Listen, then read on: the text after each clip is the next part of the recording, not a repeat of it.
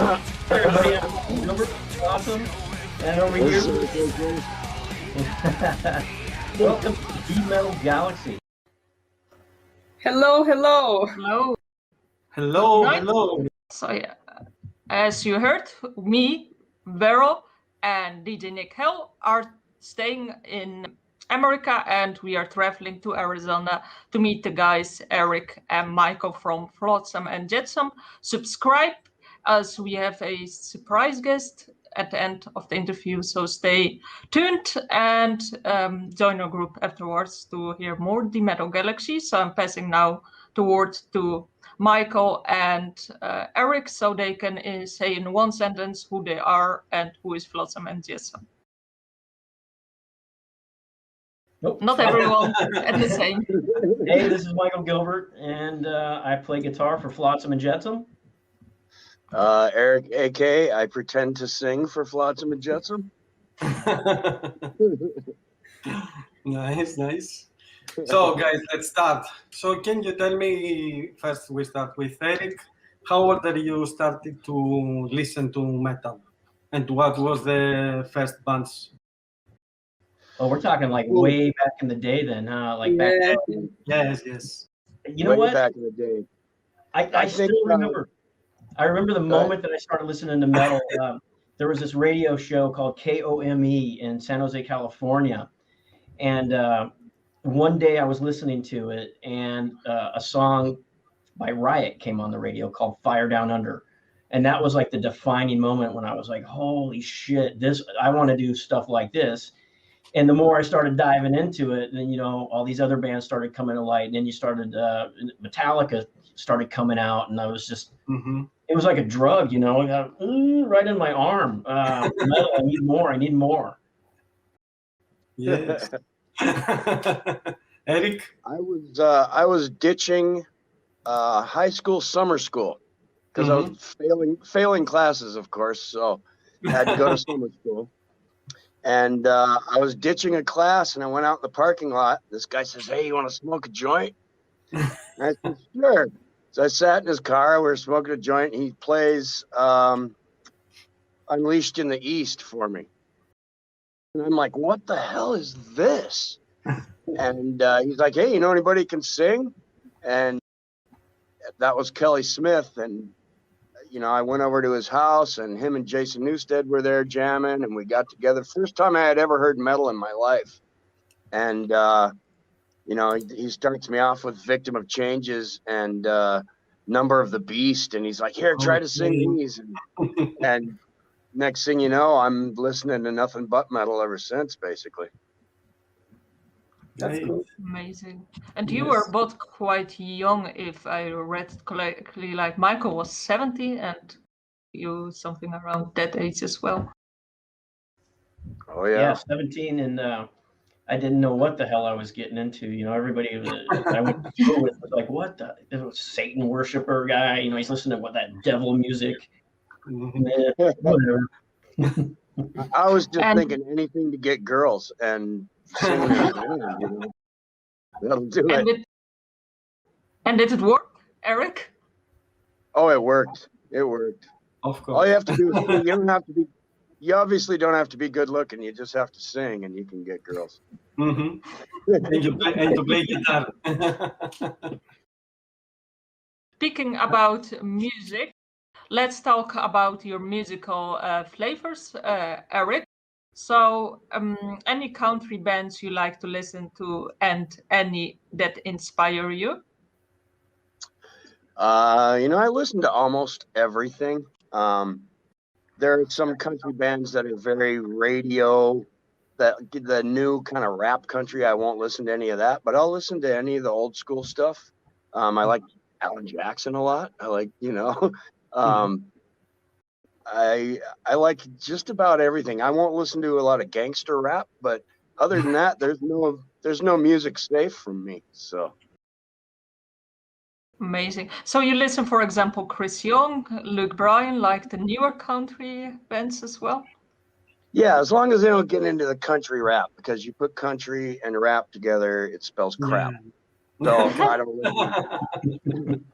listen to that. But Yeah, Luke Bryan. I like Luke Bryan. I like more of the older stuff. George Strait and Alan Jackson. Some of the older school guys. I like to listen to them when I'm working outside. So Amazing. I would need to check that out. So, Michael, what's your musical influences? Oh man, I got to go back to like AC/DC. Ace Frehley was like kind of the dude responsible for getting me into this playing guitar, and then it went to Angus Young after that, and then after, now it's I'm listening to just about everybody. My influences and rock music. I listen to all kinds of music. I don't listen to crap either, Eric. I don't listen to that rap crap. Some of it's okay, but it's like I can't get through the song, I guess that means it's really not okay, right? Okay. So that and like a lot of classic rock, Zeppelin, you can't go wrong with that. And then if it's angry, I love angry music. Slipknot, if Destruction. It makes me feel like I want to punch someone in the head, then it's that's good music to me. Okay. Especially if you have to do something, you get so much energy. It's like amazing. Yeah. I had a conversation with a friend yesterday about this, and it's like, even if music is, if it makes you sad, even, it's still doing something to you. It's still producing an emotion, and music is so powerful. It can do that to us. It can bring us back to earlier in life, good memories, bad memories. It's just, I had a music teacher that said music is as close to God as you'll ever be on this earth. And I believe him. Nice. So guys, I would like to ask you, I read the website, so the first sentence was there saying that heralded as the most underrated metal band on the planet. So I'm wondering why you think that is. Well, I don't know. That's a good one. We've been on the verge of taking that next step up the ladder in our career so many times, and you just get shot down again for one reason or another. It's always, you lose a manager, or you lose a label, or you lose a bass player, and every time something happens, you get knocked back down a little bit. So I think that's one of the reasons why they say we're underrated. I mean, I think we were at least good enough to keep up with the other big names in metal back in the day, and as they were taking steps forward, we were taking 2 steps back, and I think it's our turn now. Yeah, definitely. There's always been some sort of a factor that's kicking us down. And right now, with the band, is you hear musicians say this about their bands all the time. We're stronger than we've ever been. We're writing better music than we ever have. We have no negative things going on with our band right now. The chemistry is great between the 5 of us, and all of us working together at this record and the End of Chaos. I mean, it's really showed with the final product. When you have 5 members that are active and participating in what's going on, you end up with something like The End of Chaos or Blood in the Water. And I understand you guys have only heard the first 2 singles, right? Yes. I can't wait for you guys to hear the rest of it. I certainly would love it, because for me personally, I saw you 2 years ago with Destruction and Overkill, and I was impressed at your musical capabilities and how Eric was singing. And then I brought about the End of the Chaos album and I put it into CD, and it's like, whoa, it's like a bit of Iron Maiden, but thrashier. It's very unique. But then if you look at the older stuff, well, I have to be honest, it's worse. So I would say that now you are in your best form, and then Blood in the Water is the next level. And it's like, whoa, I'm very excited about the new stuff. And of course, the older stuff is amazing to see how far you got and how far you just evolve. I would say it's a huge improvement if you look to 90, 80 and right now. We've been, I think our career so far has been teaching us and shaping us into the band we are today, which is I think, where we should have been all along. Mhm. Yep. And it's very great to hear what Michael said, that the band is stronger than ever, because now these days it's actually so many bands, are just, going apart, disappearing, and it's very, hard times. So it's very good to hear that you guys stronger than ever. And another part of my question was, is there or if you would be given a chance to do something different, would you have done something? I don't know. Different on this record? No. No, not this record, but in general throughout your career. Oh. Yeah. There's a million things we probably would have done different. I don't think anything in particular. I mean, we've had a great career, even though we never really got to that level we wanted to be at. But it's been a blast. We've seen the world several times. We've put records out all over the world, and people love them. And you can't really ask too much more than that. Yeah, it's kind of where you set your goals. I believe we're a very successful band. You can't exceed past your goals and expect something more. You know what I mean? You set your goals a little bit low, and then keep bringing it up, as you're going along, as you're understanding things and getting better and getting more creative. Yeah, I think the band's been super successful when it comes to that, and as far as like money and stuff like that, royalties, nobody's successful right now, with the music business. It's kind of in shambles in that aspect of it. You got people like us, like, I shouldn't say people, but you got business like Spotify that's just completely fucking us, like they give us nothing, but they spin our songs all day long, so. And then the guy saying, "Oh yeah, you gotta write more music and keep." Yes, work more. Really? That's the reason I don't use personally Spotify. I don't even have an account. It's a great way, to share music and to spread the word out. But really, I think supporting the band is going to the merch table, buy the albums, and now with the lockdown, just order the new album, and especially now Blood in the Waters. I think that would be the way to go forward. Yep. Again, I can't definitely.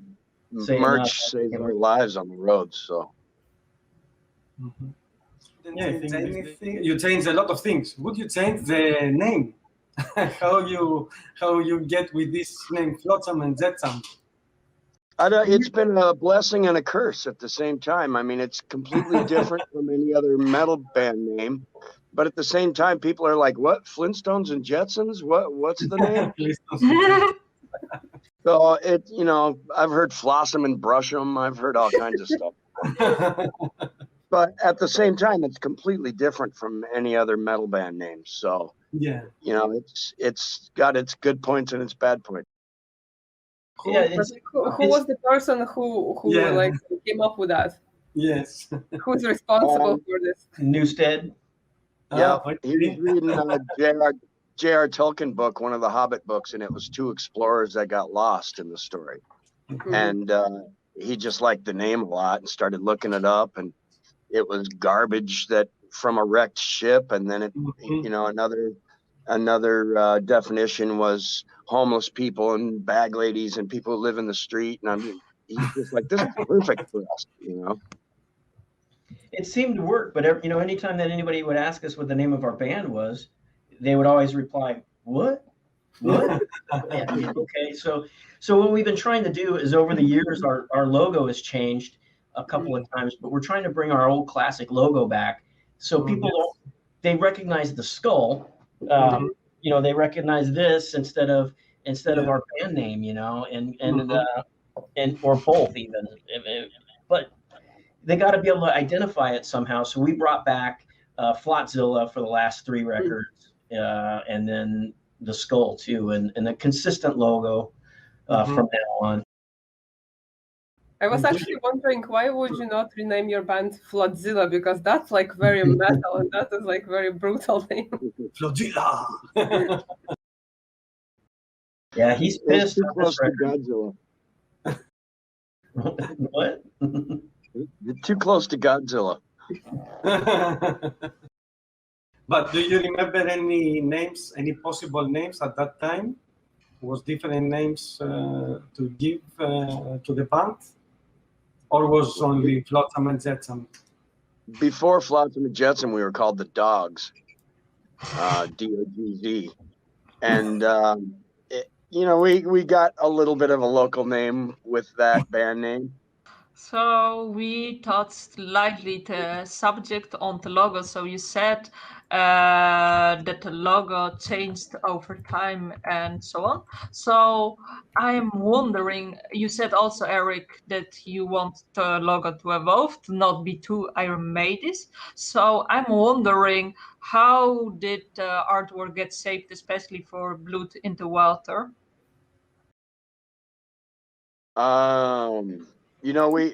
We originally wanted to call this album Brace for Impact, which is another song on there. And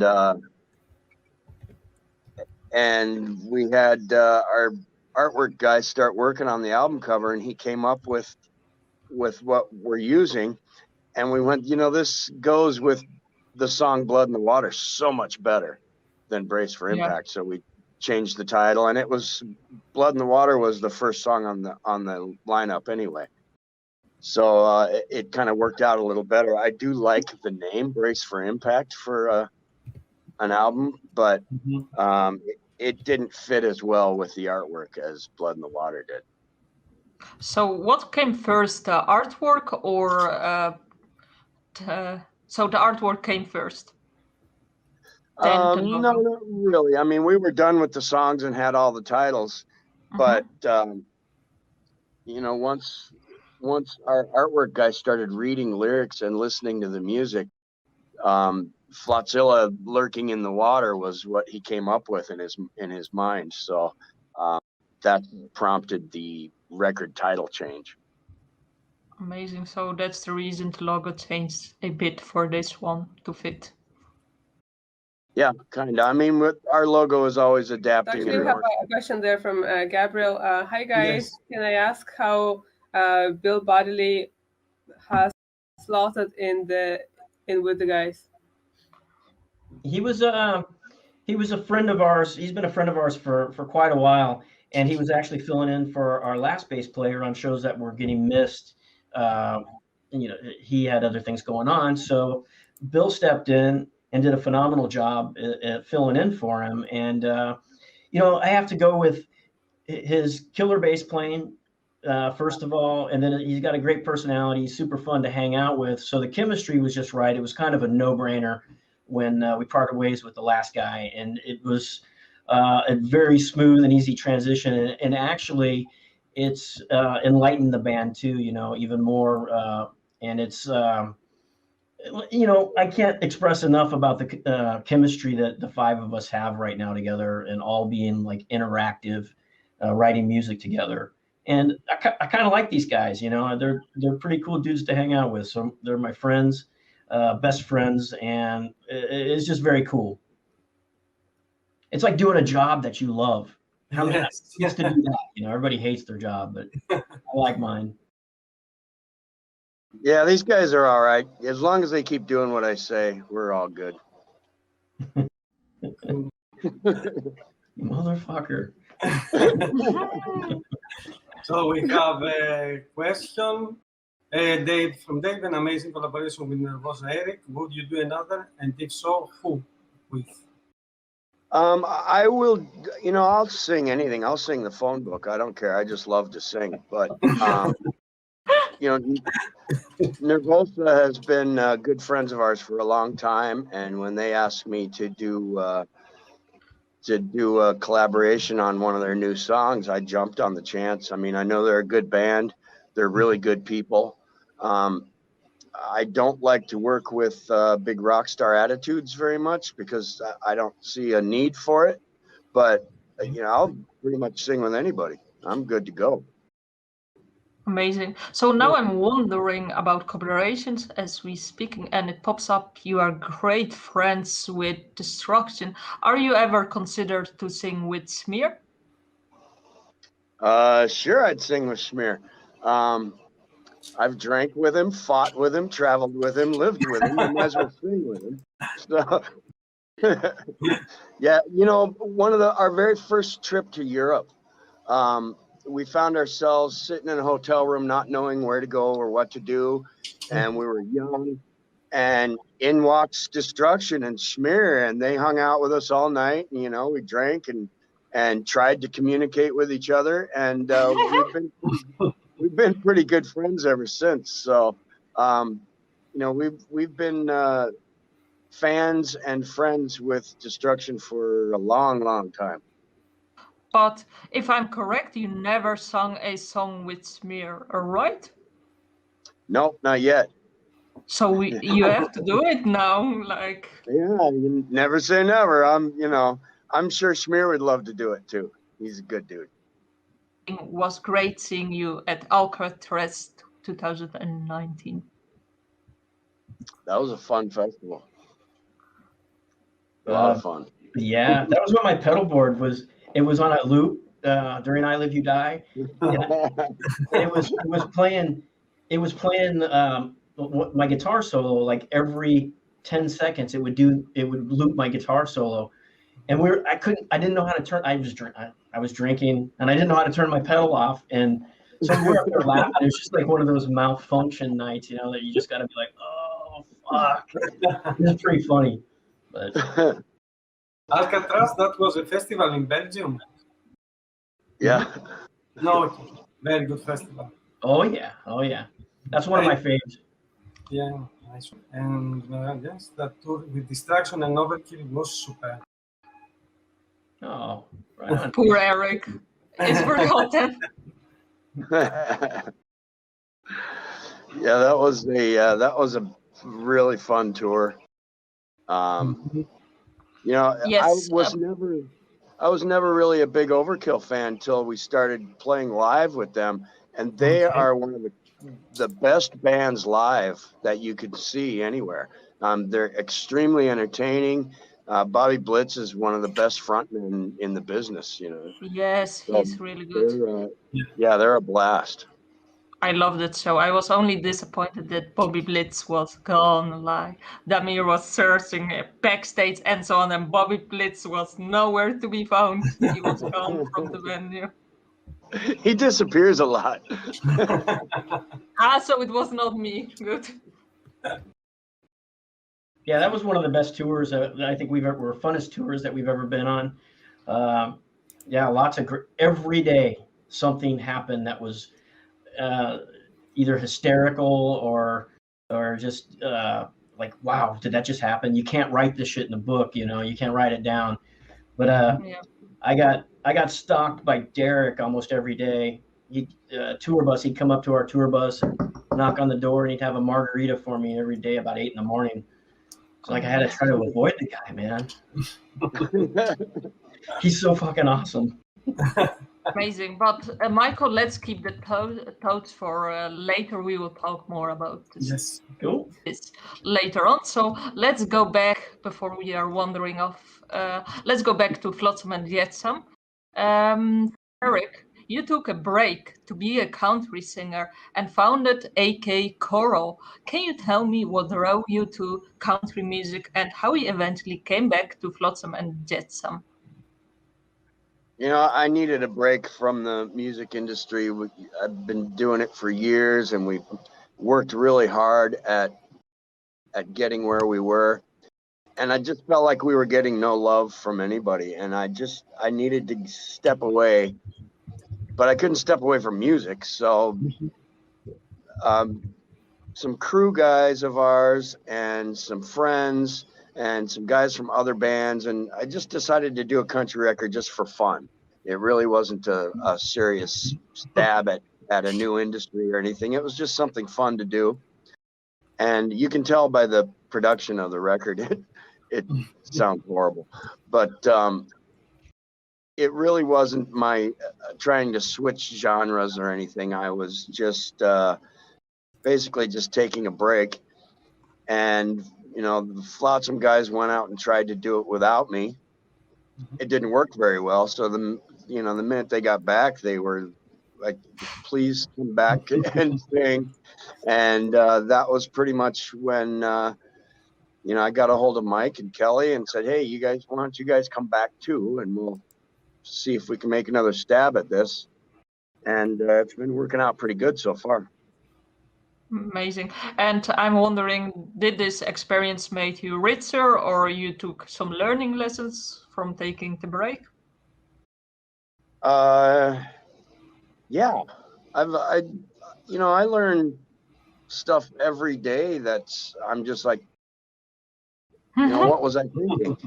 So, you know, to step away from the band, all I did was, another reason why the band took 2 steps backwards instead of 1 forward was because I quit for a while. You know, same thing with Mike. He quit for a while and the band took 2 steps back instead of 4.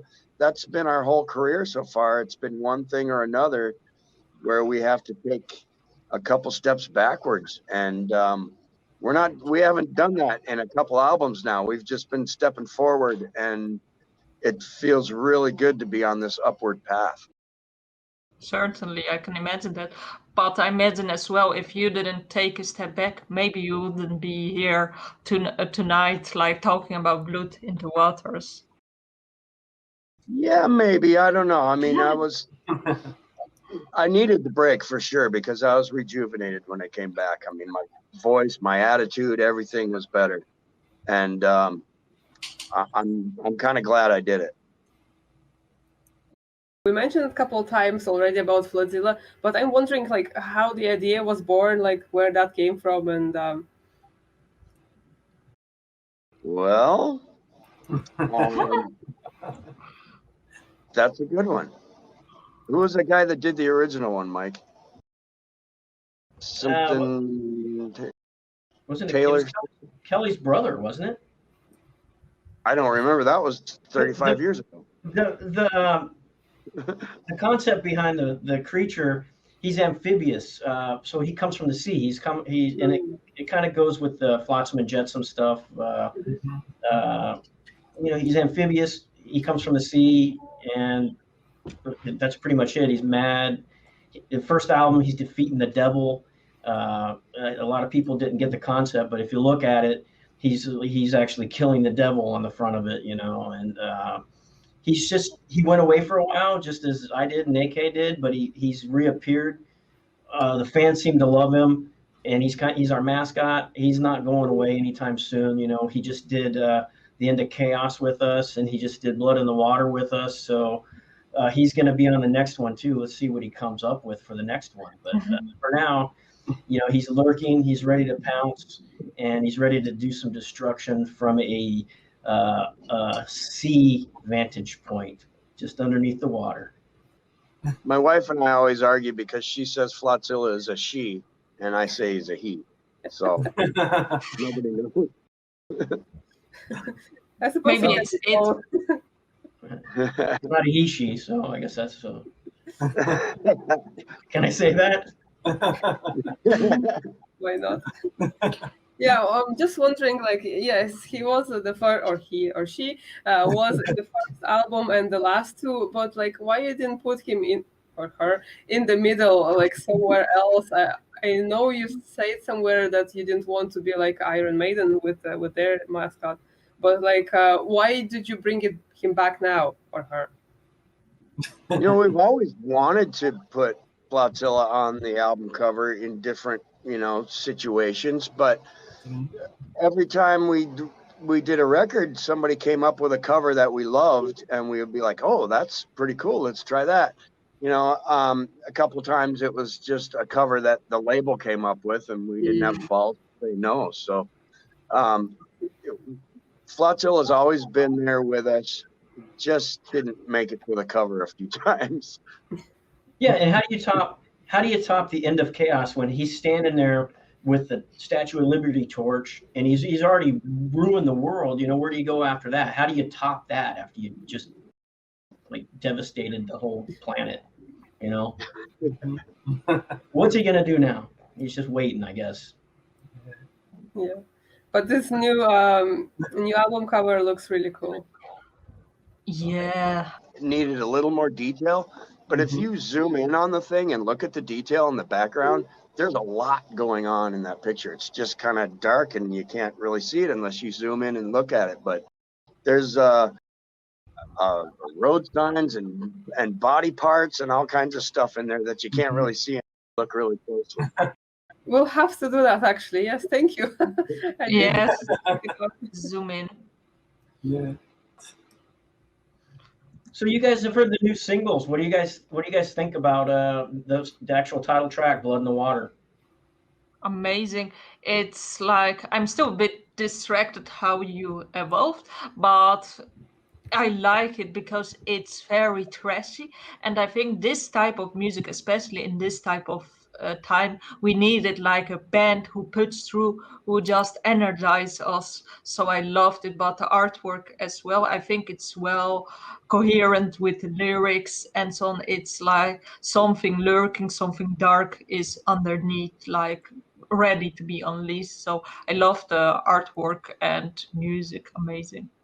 I'll say this again too. You know, I never go back and listen to any of our records when they're completed and they're mixed and mastered and everything. I might go listen once, but I won't go back any more than that, just because it's like, okay, we're done. I've heard it a million times anyway, so I put it in I put it in my Flotsam collection. But this record, I've listened to it probably 25 or 30 times since, and it's like I can't believe the performance and how proud I am of my other band members. Ken Mary, his drumming on it is incredible. He's a freaking monster. He's this real quiet guy who's he's got all this stuff in his toolbox to do with the band. You know, he's a producer, he's a singer, he's a songwriter, and he's a killer drummer, and he's funny. You know, Steve Conley, same thing. We all have the stuff to bring to the table. And when those five things, and Bill Bodily, and those five things come together, you get an album like Blood in the Water. And I can't even say how proud I am of it. I'm just, I want to tell everybody, you know. Yeah, Gabriel is agreeing with you that Camry drumming is a great addition to the bands, and guys are definitely in the form of your career. First time I heard it, I had to re-listen it 5 or 6 times, and I was like, is this Eric singing? I was waiting for my voice to grow up. I just cannot wait for you guys to hear it. On studio album when you had the collaboration with Elton John to do the cover of Saturday Nights. So can you tell me how that happened? That was, you know, we wanted to do a cover on that record, and we really couldn't agree on anything.